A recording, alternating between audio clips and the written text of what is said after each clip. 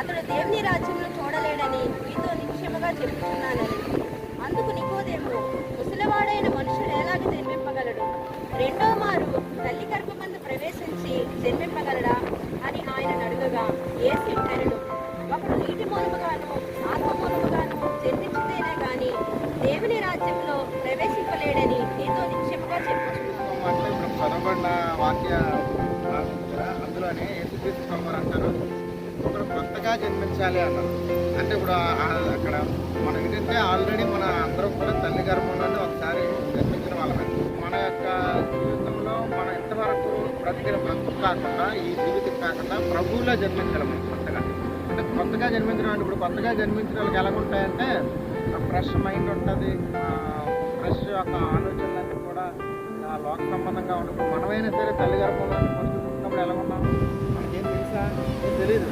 ఇప్పుడు యేసుక్రీస్తునందు జన్మించడం అంటే అలాంటి తెల్లకాయతోలా ఉండాలి. మనం ఎంతవరకు మైండ్లోని చాలా ఉండొచ్చు, నీ జీవితంలో చాలా ఉండొచ్చు. ఇలాగా జన్మించిన శిశువులాగా ఉండాలి జీవితం. ఎక్కడి నుండి నికోదేముతో అన్నట్టుగా ఒకడు కొత్తగా జన్మించితేనే కానీ దేవుని రాజ్యం చూడాలి కదా. ఇంకా అందులోకి వస్తున్నావు కదా, ఆ రాజ్యంలోకి వస్తున్నావు. కొత్తగా ఎదిగితే ఎక్కడి నుండి నీ జీవితం వేరే, ఇక్కడ నుండి నీ డేట్ ఆఫ్ బర్త్ ఏంటంటే ఈవే చెప్పాలి. ఎప్పుడు పుట్టే ఆత్మీయంగా అంటే 2024 మార్చి 24 చెప్పాలి. నీటి మూలంగానే ఆత్మ మూలంగానే జన్మించడం వేసుకుంటున్నారు. ఇప్పుడు అన్నింటిలోకి వెళ్ళిన తర్వాత మునిగి వేస్తా కదా, అదే కొత్త జన్మ. మునిగిపోయింది పాత జన్మ. మునిగిపోతావు ఇప్పుడు ముంచుతారా, ఇంకా ఆ శవ ఇంకా పాత శవ లేడు, తిరిగి వేస్తాం కదా. నీ జన్మ నూతన జన్మ ప్రారంభం. నూతన ఆత్మీయ జీవితాన్ని కొనసాగించాలని ఎటువంటి ఒడిదుడుకులు లేకుండా, ఎటువంటి అలమరికలు లేకుండా, ఇది లేకుండా కొనసాగించాలని ఇంతమంది జీవించే జీవితము బహుశా ఆనందంగా ఉండాలి.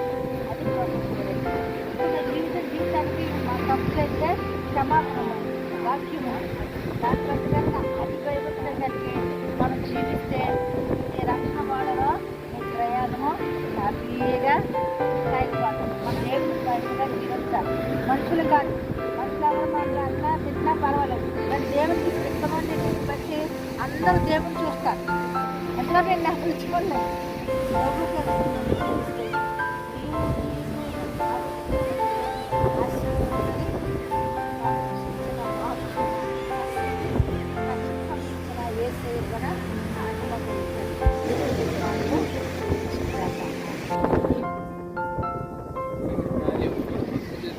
కూడా